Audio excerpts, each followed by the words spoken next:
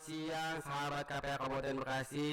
Kali ini kita mau berbincang-bincang dengan narasumber kita dari KPA Kabupaten Bekasi. Dan hari ini kita akan ngebahas tentang LTFU. Kira-kira apa sih LTFU dan apa kaitannya dengan teman-teman orang dengan HIV yang ada di Kabupaten Bekasi ini? Langsung saja ya. Kali ini kita sambut bintang tamu kita, masih muda, ganteng, pokoknya the best, luar biasa. Selamat siang, Mas Hanafi. Iya, selamat siang Bang Dudu. Apa kabar? Alhamdulillah. Oh, luar biasa ya. Iya. Ceria banget nih. Sangat ceria, harus lah, harus ceria. Oke, harus. Nah, Mas Hanafi, Mas Hanafi ini kan dari perwakilan dari KPA ya. Iya, betul. Nah, terkait dengan apa yang akan kita bincangkan pada siang hari ini, LTFU. Ya, Nah, betul, dari pastinya Mas Hanafi sudah ini banget dong, sudah paham banget tentang LTFU itu apa, terus kira-kira siapa sih yang masuk ke dalam LTFU gitu ya kan. Nah, sebelum itu silakan kali perkenalkan dulu sama teman-teman pendengar setia podcast KPA Kabupaten Bekasi ini. Silakan Mas Hanafi. Oke, assalamualaikum warahmatullahi wabarakatuh. Perkenalkan, nama saya Abdullah Hanafi. Saya dari KPA Kabupaten Bekasi. Saya di sini tuh bekerja sebagai petugas lost to follow up orang dengan HIV di Kabupaten Bekasi. Oke, itu ya teman-teman. Ingat nanti kalau misalnya teman-teman di luaran ketemu sama Mas Hanafi atau punya tetangga yang ternyata sudah HIV positif, bisa nanti minta bantuan sama Mas Hanafi supaya mempermudah teman-teman untuk mendapatkan obat ARV. Nah, balik lagi ke LTFU tadi. Kita kan hanya tahunya LTFU. Nah, kira-kira apa sih arti dari LTFU atau kepanjangan dari LTFU itu? Ya, LTFU itu sebenarnya lost to follow up.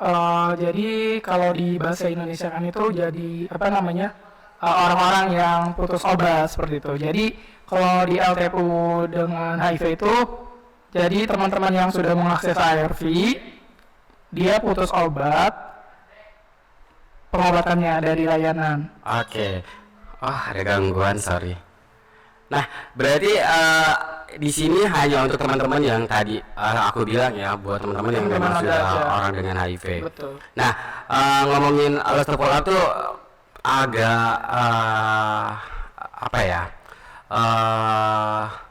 Bikin kita tuh agak kayak greget gitu ya, greget banget dengan angka lost to follow up. Kenapa kita harus ngebahas lost to follow up? Mungkin boleh diceritakan gitu, kenapa sih harus ada Mas Hanafi nih yang ditugaskan sebagai petugas lost to follow up gitu kan? Kenapa sih gitu?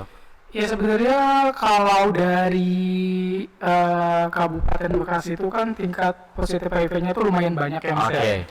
Terus tingkat teman-teman buat putus obat juga banyak gitu. Wow. Jadi makanya ada petugas yang namanya lost to follow up kayak gitu, penjangkau khusus teman-teman yang putus obat. Oke, berarti hanya Mas Hanafi kah atau ada lagi temennya yang melakukan tugas yang sama dengan Mas Hanafi? Ya, untuk saat ini ada 2 orang, ada saya sama ada Arif Munggoni. Oke, berarti sekarang temennya Mas Hanafi Lagi penjangkauan juga. oh, luar biasa ya. Ini pekerjaan yang amat sangat luar biasa. Nah, saya rasa ini juga butuh kita tuh butuh kepercayaan diri juga kan sebagai petugas follow up gitu, karena tidak gampang untuk merangkul teman-teman yang sudah putus obat. Nah, balik lagi nih, kira-kira kategori orang yang masuk ke dalam kata lost to follow up itu kategorinya yang seperti apa? Apakah misalnya saya hari ini akses obat, terus tiba-tiba 2 hari kemudian saya nggak minum, apakah itu sudah bisa dimasukkan lost to follow up atau seperti apa? Mungkin teman-teman juga bingung gitu kan. Ya, kalau cuma hitungannya rentannya 2 hari itu tidak masuk dalam kategori lost to follow up. Oke. Nah, kalau dari RSUD sendiri dia sudah mengkategorikan orang yang putus obat itu yang sudah tidak kembali ke layanan dari 1 sampai 3 bulan. Lebih tepatnya 3 bulan sih gitu. Oke, berarti minimal 3 bulan Minimal dia 3 bulan. tidak kembali ke RSUD untuk mengakses. Betul. Gitu kan.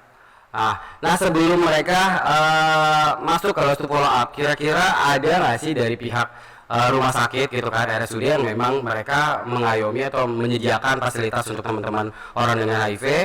Nah ini kira-kira orang ini tidak mengakses obat gitu, atau memang menunggu selama 3 bulan dulu baru ketahuan lost to follow up gitu? Ya sebenarnya di sana itu ada yang namanya penginputan SIHA. Oke. Nah penginputan SIHA itu akan akan ketahuan gitu, ada siapa ya teman-teman atau siapa klien di sana itu yang tidak mengambil obat lagi pada waktu rentan tertentu, waktu 3 bulan yang itu. Nah itu kan tadi dibilangnya 3 bulan ya. Betul. Nah teman-teman yang sudah HIV positif dan mereka masuk obat biasanya kan mengambil obatnya itu 1 bulan sekali. 1 bulan sekali. Nah kalau misalnya selama 1 bulan dia tidak kembali ke RSUD, terus 2 bulan tidak mengakses RSUD, apakah dari pihak RSUD ada inisiatif untuk mencoba menghubungi mereka? Kenapa alasannya sehingga akhirnya kok bisa sampai 3 bulan ya gitu? Ya kalau dari pihak RSUD sebenarnya kan di sana juga ada yang namanya pembantu kayak semacam pendukung sebaya gitu. Oke. Nah tugas pendukung sebaya di sana itu adalah untuk mengingatkan kepada teman-teman atau klien yang mengambil obat di sana, ketika dia 1 bulan tidak mengambil obat. Nah tugas PS ini mengingatkan kembali kepada teman-teman itu, menghubungi gitu supaya jangan lupa untuk kembali lagi ke layanan. Oke. Nah teman-teman ternyata buat teman-teman yang minum obat atau mereka mengakses obat di RSUD itu sudah ada pendampingnya ya gitu kan, dan ada yang selalu mengingatkan gitu ya. Seharusnya ketika ada petugas yang sudah mengingatkan, terus teman-teman tuh nggak harus sampai 3 bulan putus obat gitu ya. Nah ada nggak sih kendala Mas Hanapi nih yang memang pekerjaannya sebagai penjangkau teman-teman lost to follow up, hambatannya seperti apa sih gitu? Aku bayanginnya tuh kayak, oh my god, ini kayak susah banget gitu ya, kita secara tidak langsung ketemu dengan orang ya, terus tiba-tiba kita harus menghubungi mereka gitu. Ada nggak sih tantangannya, dan kira-kira punya strategi apa gitu untuk membuat mereka tuh yakin dan percaya sama Mas Hanapi untuk bisa kembali ke akses pengobatan? Iya, sebenarnya kita itu pertama itu menghubungi si klien tersebut dengan cara pendekatan yang supaya mereka tidak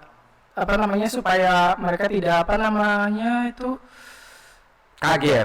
tidak kaget. Jadi kita tuh supaya memberikan bahwa kita itu sebagai sahabatnya mereka loh gitu. Jadi kalau misalkan dia merasa nyaman kepada kita, jadi kita juga menyampaikan informasinya gampang. Makanya butuh ini ya, butuh pendekatan yang secara emosional terhadap teman-teman itu, nggak serta merta datang terus langsung lu datang lagi dong pengobatan gitu. Jadi kita tuh butuh kayak assalamualaikum dulu, memperkenalkan diri kita dulu, siapa kita, terus kita dapat data mereka itu dari pihak rumah sakit gitu kan, karena memang ini juga demi kebaikan teman-teman yang ternyata putus obat gitu kan. Luar biasa sebenarnya sih. Iya, kita juga sebenarnya kalau misalkan mau ada ketemu nih gitu, ketemu sama klien yang putus obat itu kita juga nggak sembarangan gitu, karena ini kan datanya data rahasia gitu. Jadi ketika kita mau bertemu tuh kita hubungin dulu dia, apakah dia bersedia untuk bertemu atau tidak gitu. Kalau misalkan tidak bersedia untuk ketemu, kita hanya by phone aja. Tapi kalau misalkan dia bersedia untuk ketemu, kita akan datang atau berkunjung ke rumah dia atau home visit. Oke. Tapi pernah ada penolakan gitu ketika Mas Hanapi mencoba menghubungi dia, terus mereka kayak menolak atau apa sih? Pernah. Gitu? Wow. Bahkan ada sampai baru perkenalkan nama gitu, perkenalan nama udah langsung diblokir kayak gitu. Mungkin kaget juga kali ya. Sebenarnya ini orang tuh mau ngapain kayak gitu, mungkin. Iya. Kayak gitu. Kaget mungkin ya tadi ya. Iya, betul.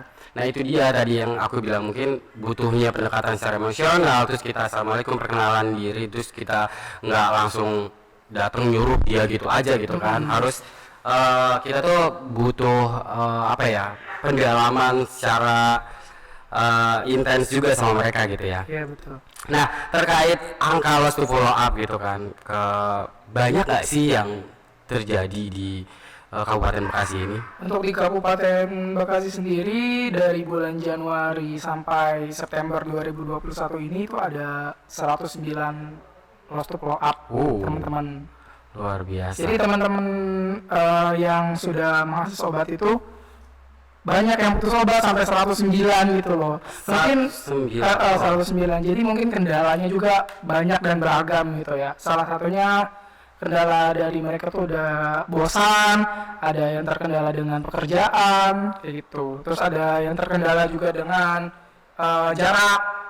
Seperti itu Mas Dudu. Oke, berarti untuk mendapatkan angka kasus angka lost to follow up ini Mas Hanafi bekerja sama dengan pihak RSUD dan Dinas Kesehatan juga pastinya dong. Betul. Gitu kan. Karena kita juga tidak akan bisa berjalan tanpa adanya bantuan dari Dinas Kesehatan gitu kan. Iya. Yang memang sebenarnya ini sudah harusnya Dinas Kesehatan juga sudah peduli. Ini salah satu kepedulian Dinas Kesehatan ya, melakukan kegiatan atau diadakannya petugas lost follow up ini dengan KPA Kabupaten Bekasi gitu ya. Betul. Luar biasa untuk Kabupaten Bekasi dan KPA Kabupaten Bekasi.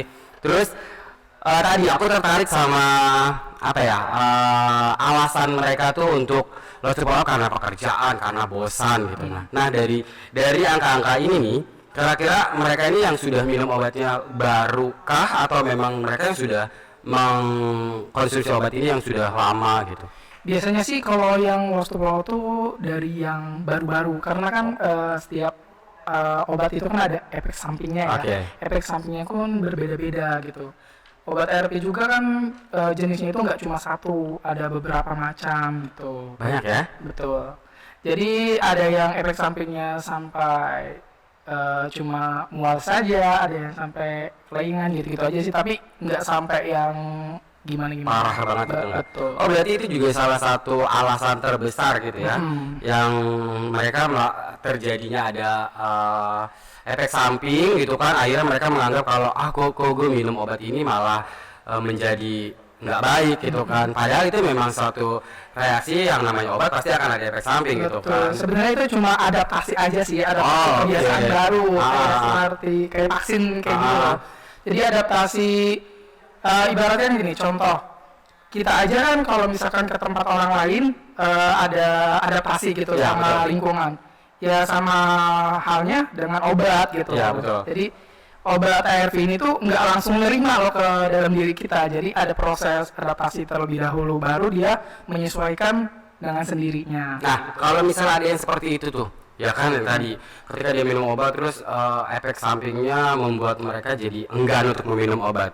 Nah, strategi apa nih yang Mas Hanafi lakukan dan gimana caranya Mas Hanafi supaya meyakinkan mereka untuk bisa minum obat itu terus?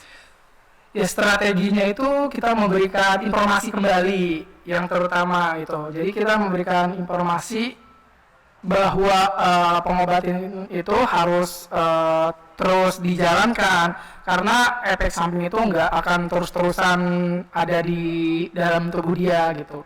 Itu palingan cuma ada sampai 1 sampai 2 bulan aja sih kayak gitu. Itu pun jangka waktunya nggak panjang, cuma sedikit. Nah teman-teman, perlu kita garis bawahi tadi ya, bahwa semua obat itu pasti ada efek sampingnya. Betul. Gitu kan. Jadi ketika teman-teman baru mengakses obat, jangan takut akan efek samping karena itu hanya beberapa saat aja gitu kan, hanya untuk beradaptasi dengan tubuh kita tadi. Nah itu teman-teman ya, jadi nanti ketika teman-teman mengakses, jangan takut dengan efek samping. Kalau misalkan ada efek samping juga, dokter itu menyarankan untuk konsultasi ke dokter. Dokternya juga welcome kan? Sangat welcome. Kalau misalkan teman-teman mau konsultasi via online juga bisa, nanti kita kasih nomor teleponnya kayak gitu. Oke, gampang banget Banget. Nah itu teman-teman jadi bukan suatu alasan lagi nih buat teman-teman untuk lost to follow up. Iya, tidak minum obat. Karena hanya obat atau hanya ARV itu yang bisa membuat orang dengan HIV itu tetap produktif, sehat, ya kan, bisa melakukan aktivitas dengan baik gitu kan. Luar biasa. Makasih Mas Hanafi. Iya. Terus ada lagi nih, tadi aku juga sempat tertarik dengan angka lost to follow up tuh. Kira-kira penting nggak sih untuk teman-teman yang sudah mengakses obat itu peranan keluarga atau orang tua gitu supaya tidak terjadi lost to follow up. Sebenarnya kan ini juga salah satu pantauan yang peran keluarga itu penting ya ketika ada keluarganya yang sudah mengakses obat ARV yang harus diminum obat seumur hidup. Ketika orang tua atau keluarga tahu kan akan lebih mempermudah gitu dan akan ada mungkin meminimalisir angka lost to follow up itu. Penting nggak sih kira-kira peranan keluarga? Iya sebenarnya sangat penting ya Mas dulu ya. Cuma terkadang gini loh, kalau untuk HIV sendiri itu di masyarakat itu masih tabu banget gitu. Jadi ada beberapa teman-teman dari sekian banyaknya yang HIV itu tidak menceritakan bahwa dia terkena HIV kayak gitu. Karena mungkin takut ada diskriminasi dari keluarganya kayak gitu, takut sampai diusir, bahkan sampai kayak gitu sih. Oh ada yang sampai mereka punya ketakutan diusir Iya, gitu? betul, sampai ya itu ada beberapa sih kayak gitu.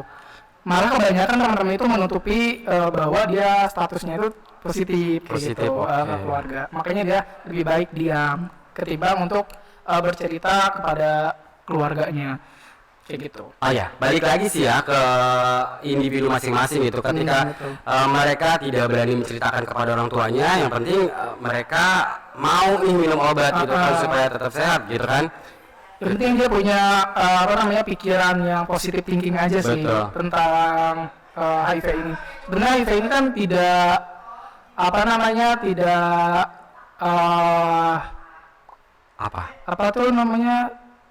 tidak menurunkan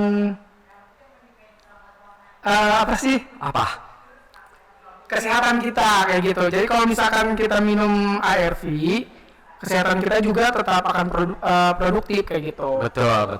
Meskipun kita tuh sebenarnya sama aja seperti kayak teman-teman yang tidak HIV itu. Ya. Cuma bedanya kalau yang HIV itu minum obat setiap hari dan minum obatnya harus tepat waktu kayak gitu. Sebenarnya HIV juga yang minum obat sampai seumur hidup itu nggak cuma HIV, kayak penyakit penyakit gula tuh apa tuh Mas? Ini apa sih? Aduh aku kok jadi ngeblank ya. Penyakit gula kayak gitu. Penyakit gula juga diabetes juga sebenarnya minum obat sampai seumur hidup karena untuk mengatur yang namanya gula di dalam tubuh mereka kayak gitu. Jadi jangan takut untuk minum obat sampai seumur hidup. Betul ya. Kalau kita mau sehat dan kita sayang sama diri kita ya harus minum obat itu gitu kan. Nah, balik lagi ke lost to follow up ya. Ini tadi kan Mas Hanapi dapat angkanya dari RSUD gitu kan. Nah, pernah nggak sih ketika Mas Hanapi mendapatkan angka 109 itu, nah pas di saat dihubungi tuh ada yang nomornya nggak aktif, terus akhirnya Mas Hanapi kan jadi suatu kendala ya untuk memfollow up mereka, apakah mereka tinggal di mana, masih hidup atau tidak, terus atau dia pengobatannya pindah atau masih di sini atau pulang kampung gitu kan. Ada nggak sih yang kontaknya tidak aktif gitu? Ada bukan beberapa sih, sebenarnya banyak gitu ya Mas ya. Jadi kita itu untuk menghubungi mereka itu kan via WhatsApp dulu terlebih dahulu gitu. Ketika kita menghubunginya via WhatsApp, terus ada ada kesepakatan untuk bertemu ya kita bertemu kayak gitu. Kalau misalnya tidak ada bertemu ya kita via WhatsApp aja. Terus itu juga ada kendala ketika nomor teleponnya itu tidak aktif, terus alamatnya juga hanya mengisi domisilinya saja gitu, kayak Cikarang aja kan, Cikarang itu luas ya? Gitu, betul. Oke, nah ini teman-teman, ini juga salah satu yang penting ya buat teman-teman ketika teman-teman datang ke RSUD untuk mengakses obat, data pribadi, data teman-teman tuh harus yang akurat. Betul. Kenapa? Bukan maksudnya untuk menyebarluaskan gitu kan, ini juga untuk mempermudah kita memfollow up teman-teman gitu kan. Ketika teman-teman misalnya tiba-tiba teman-teman 2 bulan nggak datang deh gitu, nggak nunggu 3 bulan dulu deh. 2 bulan otomatis itu juga akan terrecord kan di pencatatan di RSUD kan. Nah itu akan mempermudah tim-tim RSUD kayak Mas Hanapi atau dari Komisi Penanggulangan AIDS di Kabupaten Bekasi ini lebih mudah menghubungi. Kenapa sih alasannya teman-teman ini selama 2 bulan tidak datang gitu ya. Jadi sekali lagi teman-teman, pentingnya teman-teman menyantumkan kontak person dan alamat yang lengkap, bukan untuk disebarluaskan tapi untuk membantu teman-teman untuk selalu mengakses obat dan tetap sehat. Iya, gitu. Dan jangan punya pikiran yang gimana gitu. Karena data ini tuh data pribadi yang akan dijaga kerahasiaannya. Betul. Kayak gitu, ya. Jadi kayak orang-orang yang memang bekerja di isu HIV, kayak KPA Kabupaten Bekasi, terus Mas Hanapi sebagai Lestu Follow Up, RSUD, Dinas Kesehatan gitu kan, data itu tidak akan disebarluaskan karena kita semua pastinya mempunyai kode etik untuk menjaga kerahasiaan data pribadi teman-teman gitu ya. Itu saja teman-teman ya, jangan takut. Nah, apa ya? Aku bingung. Ini deh, Mas Hanapi punya pesan-pesan kah atau kata-kata untuk teman-teman yang 3 bulan atau mereka tidak mau melakukan pengobatan gitu atau sudah langsung follow up? Ya, pesan-pesannya kepada teman-teman yang lost to follow up, terutama teman-teman yang sampai 3 bulan bahkan hampir sampai 2 tahun gitu yang putus obat, kalau bisa sih kembali lagi karena itu tuh akan memperburuk keadaan kesehatan mereka kalau misalkan tidak kembali ke layanan lagi. Jadi saran dari saya, kalau bisa langsung saja ke RSUD atau bertemu dengan saya atau pihak PS juga. Di sana nanti akan dibantu prosedurnya kayak gitu, prosedur untuk pengembalian pengobatan ARV kembali akan dipermudah juga, akan dibantu secara oke. Teman-teman jangan takut ketika teman-teman kembali lagi ke RSUD takut dimarahin, diomelin, diapain gitu kan. Bukannya pihak rumah sakit itu marah ya karena memang apa gitu ya karena memang demi kebaikan teman-teman juga gitu kan. Nah, balik lagi ke teman-teman, ketika teman-teman sayang dengan diri kalian, sayang dengan keluarga kalian gitu kan, jangan pernah melakukan yang namanya putus obat. Sayang banget gitu kan. Iya, betul. Oke, cukup Mas Hanapi, amat sangat luar biasa obrolan kita hari ini, sangat memanas gitu ya. Dan kayaknya teman-teman juga penasaran nanti kira-kira kalau mau menghubungi Mas Hanapi kira-kira nanti di mana? Nanti saya kasih nomor telepon. Atau bisa datang ke Komisi Penanggulangan AIDS Kabupaten Bekasi ya. Oke, cukup aja teman-teman obrolan kita kali ini, dan nanti kita akan balik lagi di podcast selanjutnya dengan narasumber yang berbeda yang akan membuat teman-teman juga mendapatkan edukasi banyak terkait HIV gitu kan. Ya udah, kita ucapkan terima kasih buat Mas Hanapi dan saya Duduy selaku apa sih ini moderator siang kali ini mengucapkan banyak terima kasih lagi sama teman-teman dan wassalamualaikum warahmatullahi wabarakatuh.